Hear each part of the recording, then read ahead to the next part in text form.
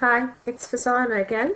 Welcome to part 3 of the topic of the equation of a circle. As I mentioned, the 9-to-1 Edexcel and AQA curriculum now includes learning all about determining the equation of the circle, finding the center and radius of a circle from the equation, and combining circle questions with the tangent. Tangent meets radius at 90 degrees. This topic was in the AS level Core 2. So now you're just becoming smarter, quicker. Please watch parts 1 and 2 before continuing. It helps to be confident about the basic concepts and easier questions before moving on to these ones. Yeah?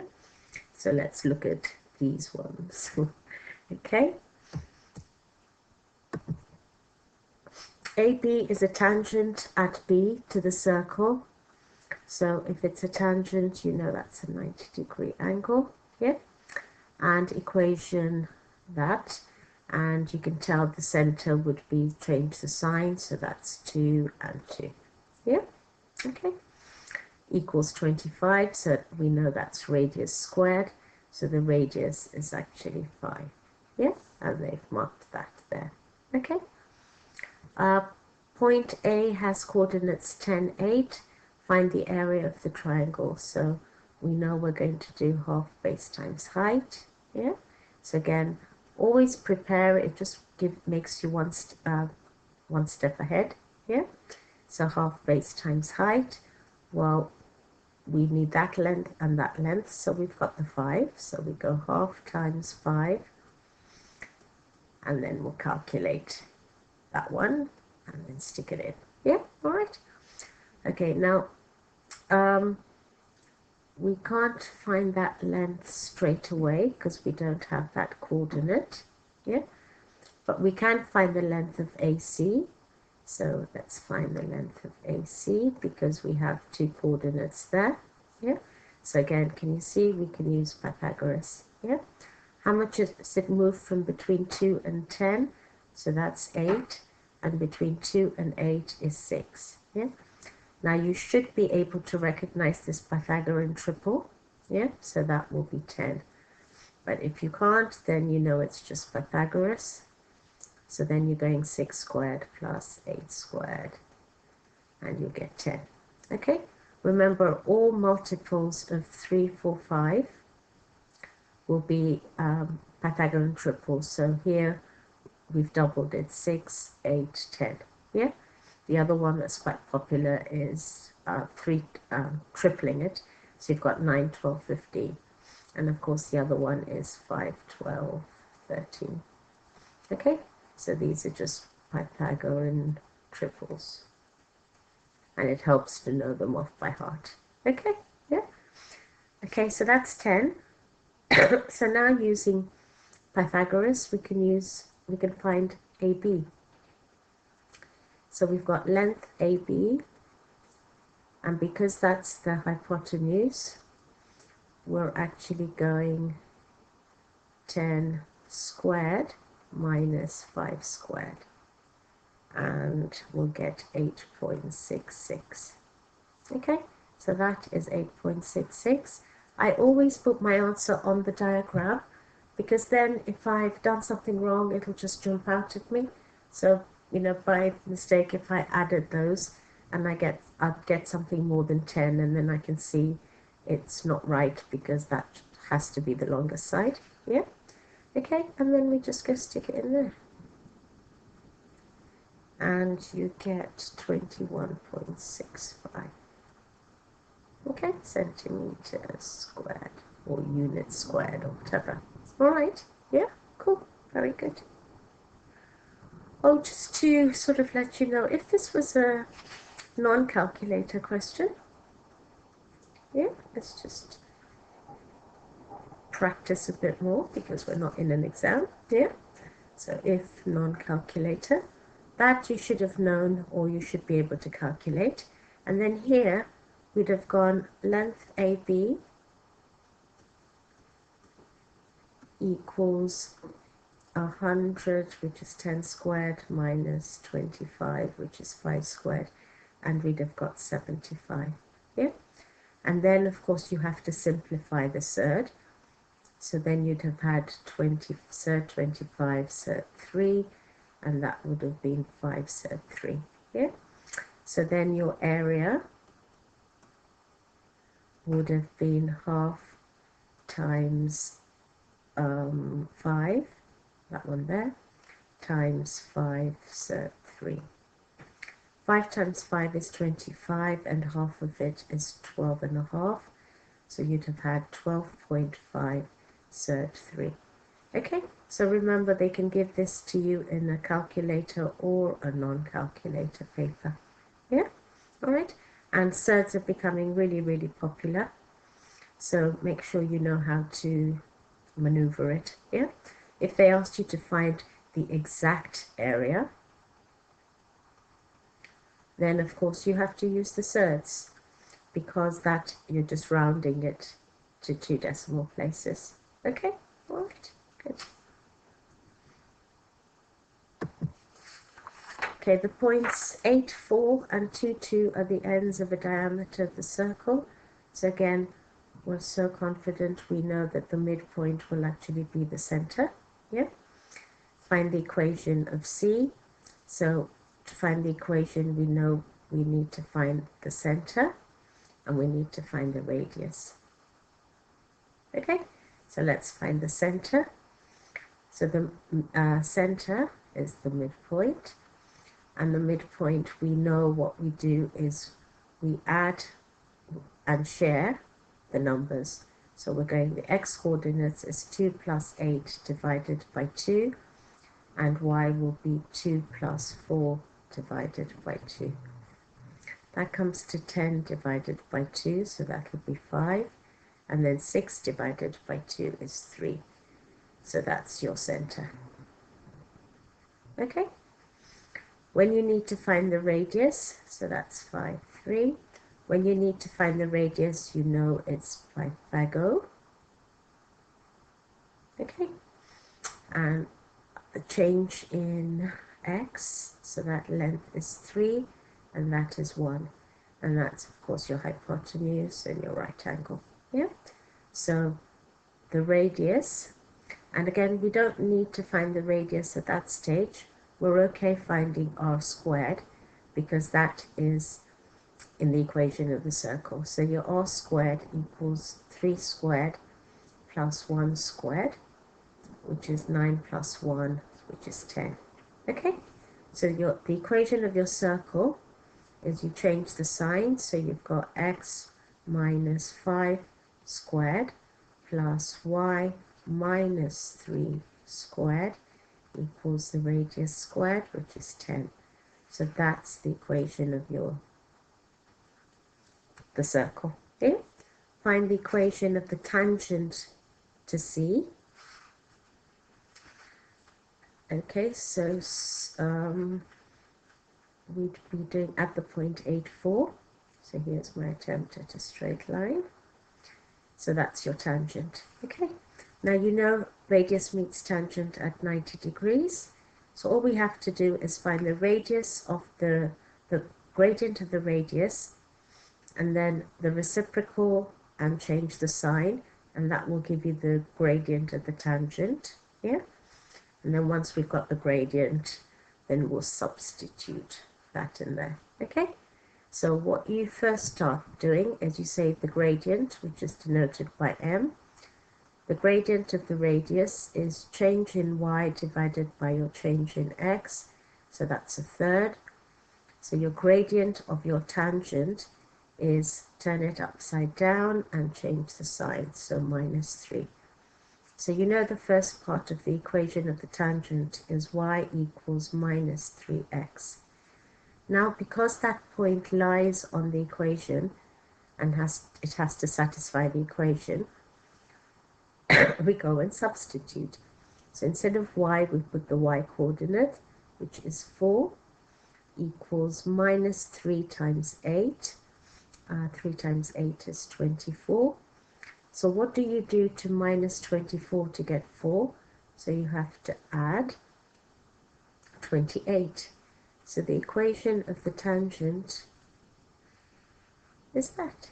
Yeah, It's quite simple as long as you know what you're doing, how to find the gradient, how to find the equation, when to substitute. Once you've got the gradient of any equation, but you don't know what the c is, yeah, the y-intercept, or then all you do is you substitute one of the points in. Okay, cool. Good, brilliant. Okay, we've seen a bit of these. So find the radius and find the center. Yeah. Okay. But what we do know is we have to collect the x's and the y's and complete the square. So x squared plus 6x plus y squared minus 8y equals 0. Okay, so let's go for it. So looking at that, let's complete the square. X plus half of that all squared minus half of that all squared. Remember, it's always minus, yeah? Plus, and then we'll complete the square. Y minus half of that all squared minus half of that squared equals 0. Let's put the x's and y's together first. X plus 3 squared plus y minus 4 squared. Here you've got minus 9, and here you've got minus 16. Remember, it's not minus 4 squared, it's minus 4 squared. Yeah, so it's always going to be a minus. We've got minus 9 minus 16, which comes to minus 25. So we'll just add 25 to take it to the other side. And that's your equation. Yeah. So then you know the center. You just change the signs. So that will be minus 3. And that will be 4. Okay. Good. And your radius will be the square root of 25, which is 5. Alright, yeah, so that's done quite effortlessly. The line y equals x plus 6 intersects the circle at the points P and Q. Okay, so it's like we have our circle and then the line intersects. Yeah? Okay. Now you can tell every time we talk about the points of intersection, we're thinking about simultaneous equations, yeah, where we don't know the value of the value of x or y. So we've got two unknowns. So we know it's simultaneous. So what you do is we go here and we look at how to eliminate one of the letters. So over here, instead of putting y, we're actually going to put x plus 6. Yeah, right? So let's try that. So we've got x plus 3 all squared plus, now instead of the y, we put x plus 6 minus 4 all squared. Yeah, so that was the y. Okay, and equals 25. Now let's expand these out, and you should be able to cheat your way through it. Remember, we cheat by knowing it's x squared. Then we add our numbers, 6, and that's what's attached to the x, and then multiply our numbers. And here you'd get x plus 6 minus 4, so that works out to be x plus 2 squared. Yeah? I was suddenly wondering what happened to the y. Okay? So again, we'll cheat. So we've got x squared plus 4x plus 4 equals 25. Alright, so we've got 2x squared collecting like terms.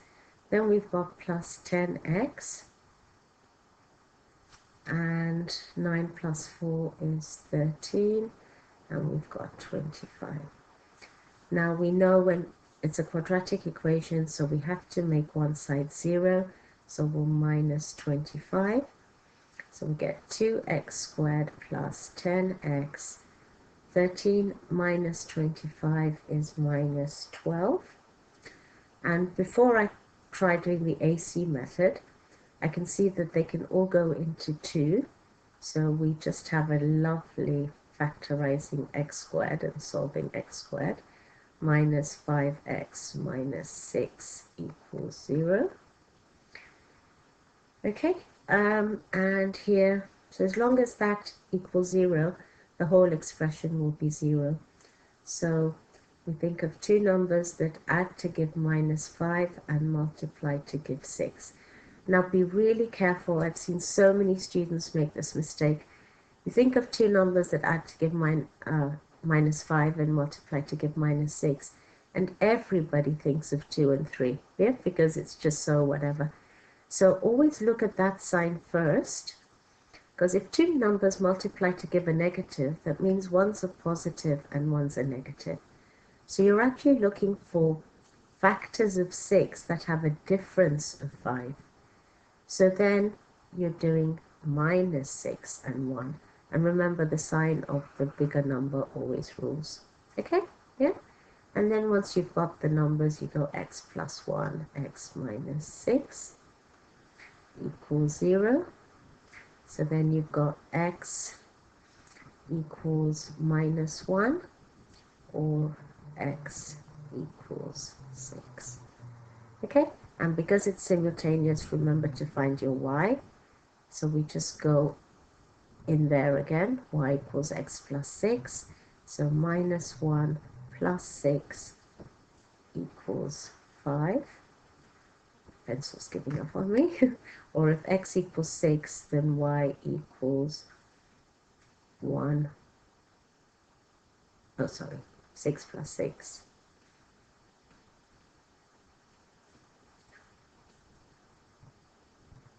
Yeah, equals 2. Okay. Just thinking about this. Yes, I've made a mistake, haven't I, here? I thought so. Because I kept thinking, when I came here, I thought, oh, I'm sure x will be 0 at some stage. So can you see?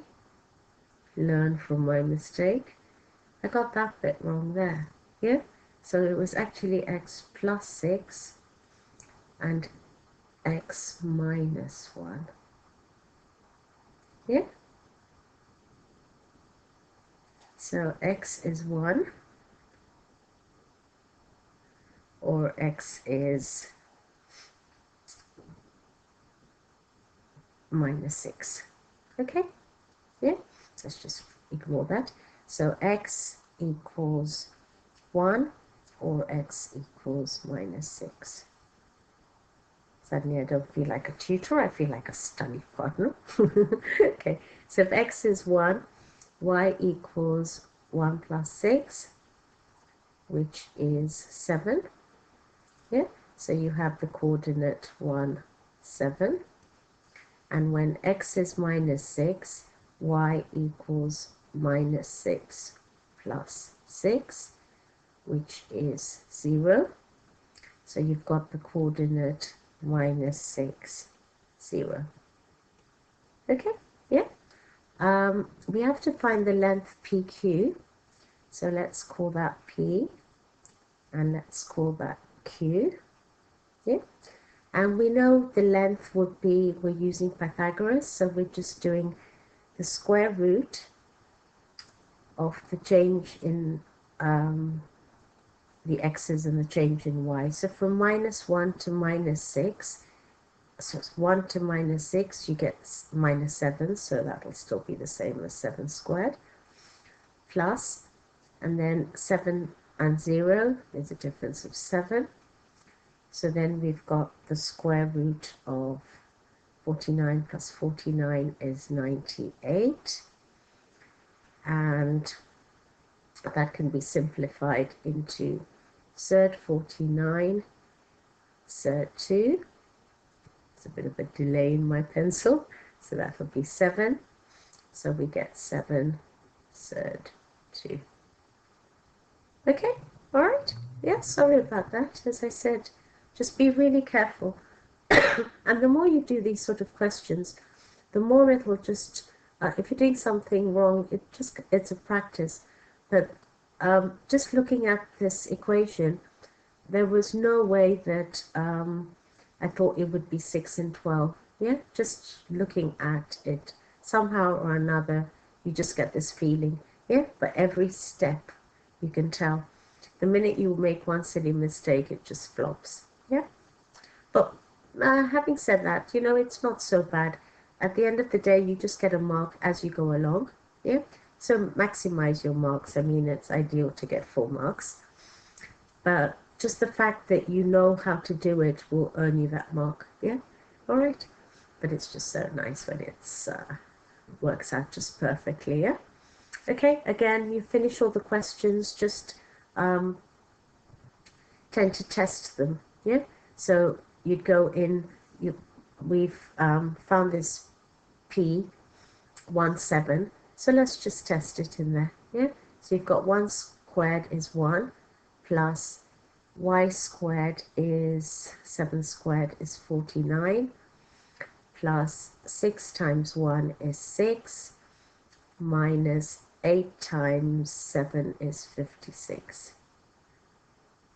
Okay, so we've got 50 there, plus 6 is 56, minus 56 is 0. Okay, so that's a really good check. So always try and check that every question you do should have that sort of self-check ability.